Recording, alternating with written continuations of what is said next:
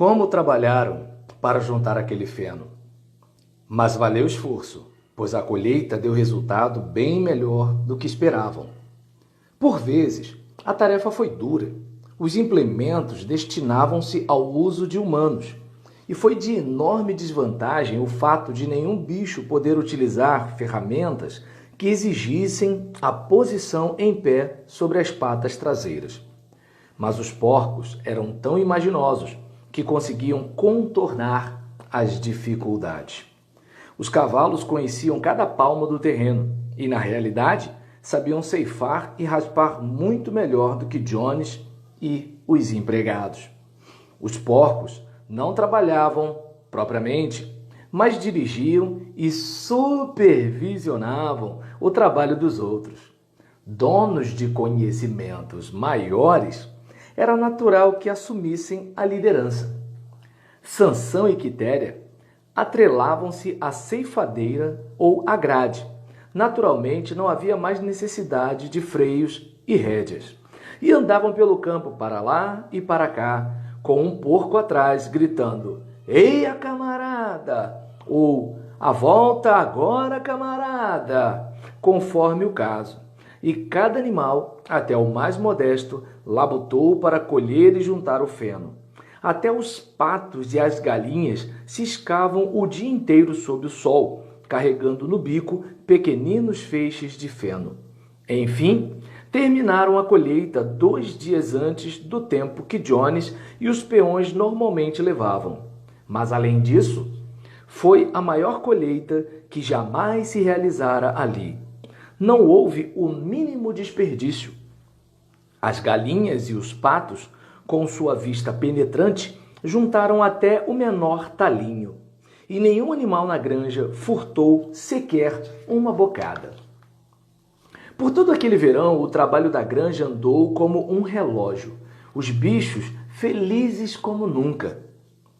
Cada bocado de comida constituía um extremo prazer, agora que a comida era realmente deles, produzida por eles e para eles, em vez de se ver distribuída em pequenas quantidades por um dono cheio de má vontade. Ausentes os inúteis parasitas humanos, mais sobrava para cada um. Houve também mais lazer, muito embora os animais fossem inexperientes nisso. Encontraram muitas dificuldades. Por exemplo, no fim do ano, quando colheram os cereais, foram obrigados a pisá-los à moda antiga e a soprar as cascas, pois a granja não possuía uma debulhadeira. Mas os porcos, com a inteligência e Sansão, com seus músculos fantásticos, sobrepujavam-nas. Sansão era a admiração de todos. Já era trabalhador no tempo de Jones, agora como que valia por 3. Dias houve em que todo o trabalho da granja parecia cair em seu lombo. Da manhã à noite, lá estava ele, puxando e empurrando, sempre no lugar onde o trabalho era mais pesado. Fizeram um trato com um dos galos para ser chamado todas as manhãs, meia hora mais cedo que os demais, e aproveitava esse tempo em trabalho voluntário no que parecesse mais necessário. Sua solução para cada problema, para cada contratempo era: "Trabalharei mais ainda", frase que adotara como seu lema particular.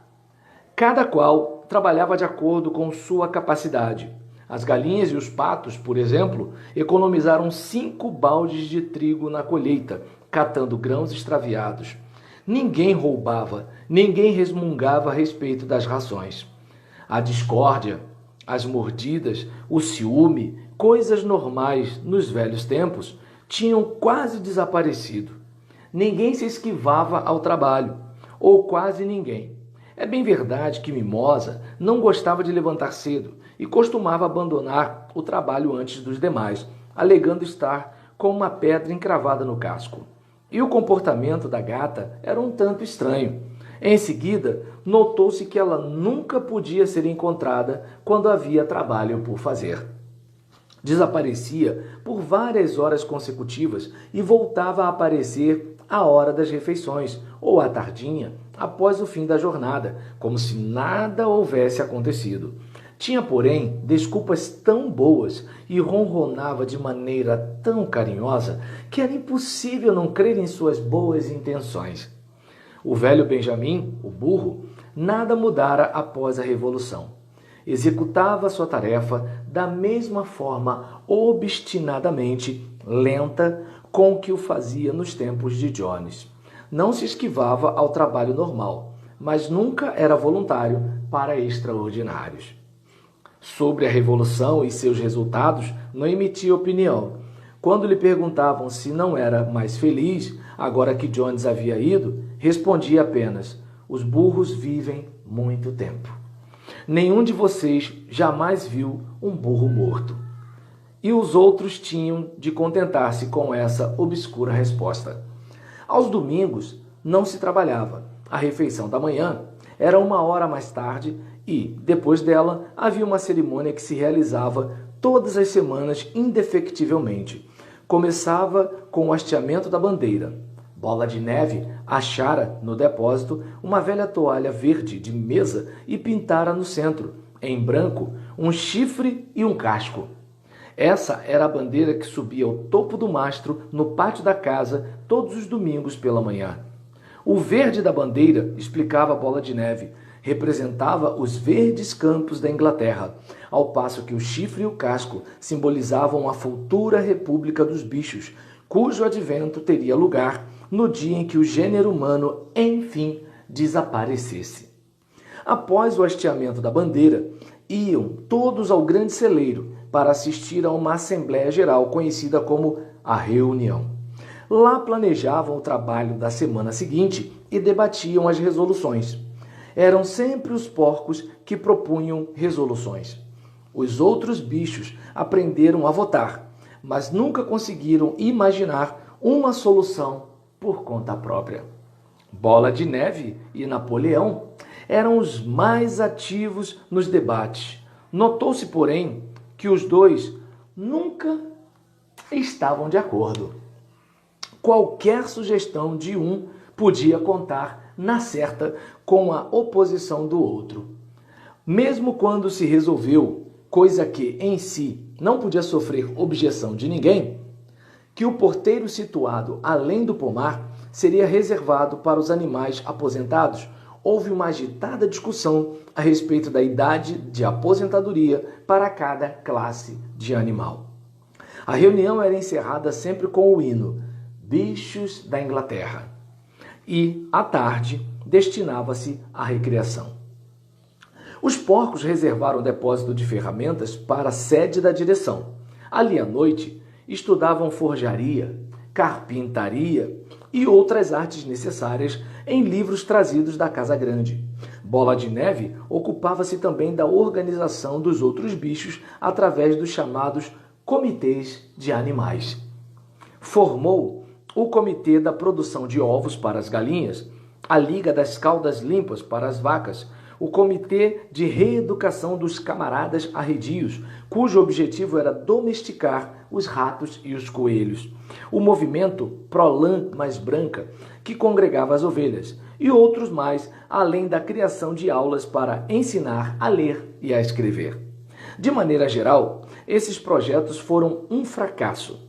A tentativa de domesticar os elementos silvestres, por exemplo, falhou em pouco tempo. Eles continuaram a portar-se como dantes e simplesmente tiravam vantagem do fato quando tratados com generosidade.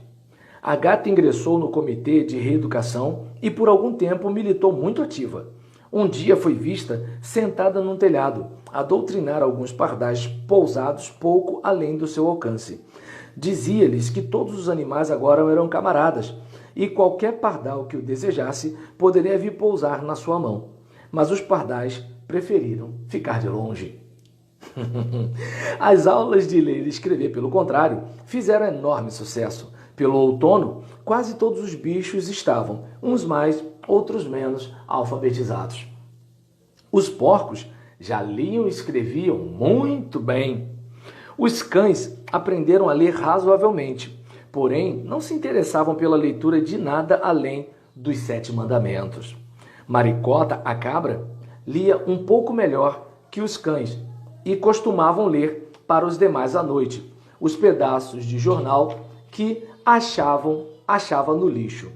Benjamin sabia ler tão bem quanto os porcos, mas não exercia sua faculdade. Ao que soubesse, costumava dizer, não havia o que valesse a pena ler.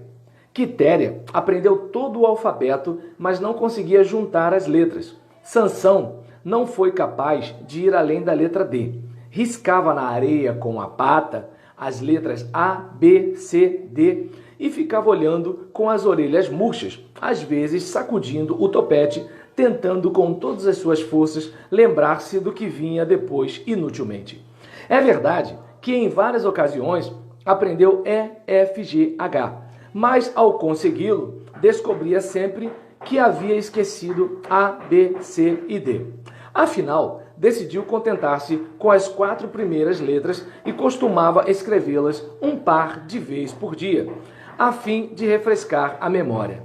Mimosa recusou-se a aprender mais do que as 6 letras que compunham seu nome. Formava-as bem certinhas, com pedaços de ramos, enfeitava o conjunto com 1 ou 2 flores e ficava andando à volta a admirá-las. Nenhum dos outros animais da granja chegou além da letra A. Notou-se também que os mais estúpidos, tais como as ovelhas, as galinhas e os patos, eram incapazes de aprender de cor os 7 mandamentos.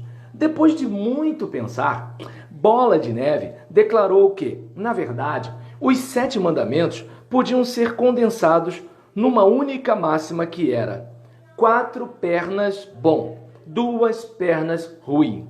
Aí se continham, segundo disse ele, o princípio essencial do animalismo.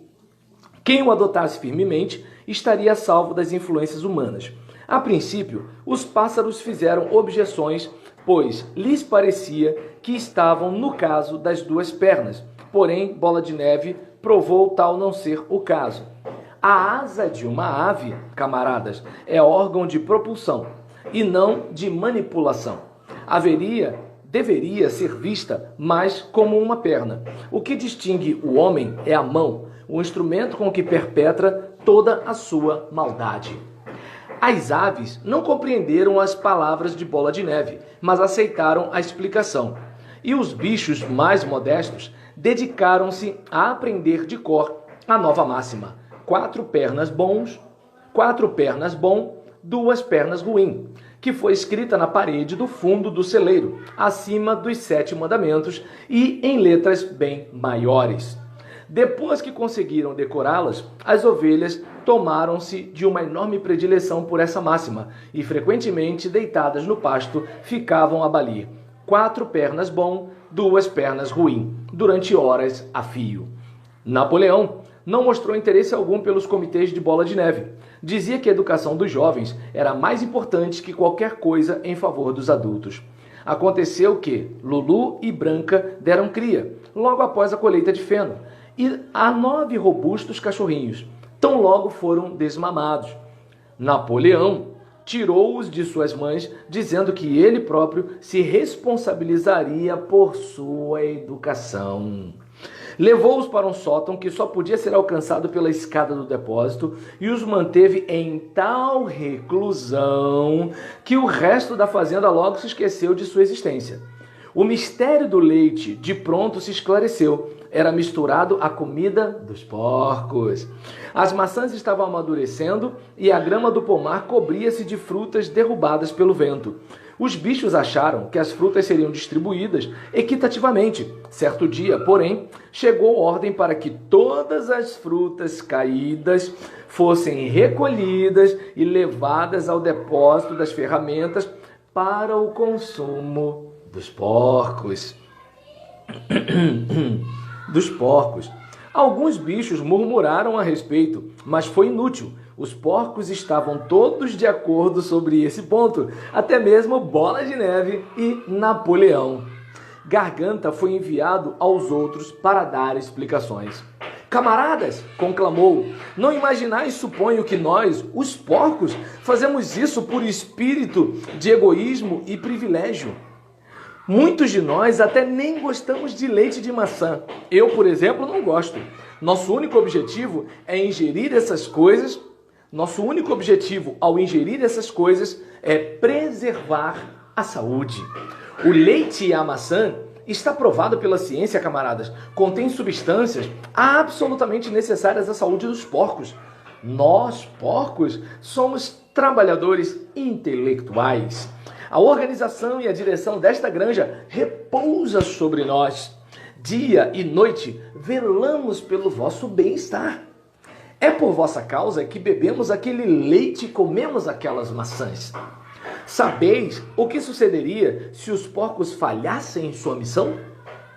Jones voltaria. Sim, Jones voltaria. Com toda certeza, camaradas, gritou Garganta, quase suplicante,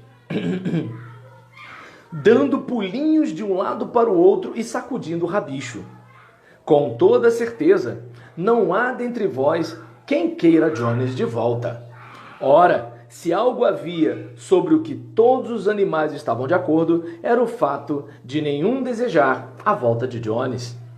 Quando o assunto lhes foi posto sob essa luz, não tiveram mais o que dizer. A importância de manter a boa saúde dos porcos ficou óbvia. Foi, portanto, resolvido, sem mais discussões, que o leite e as maçãs caídas, bem como toda a colheita de maçãs, quando amadurecessem, seriam reservados para os porcos.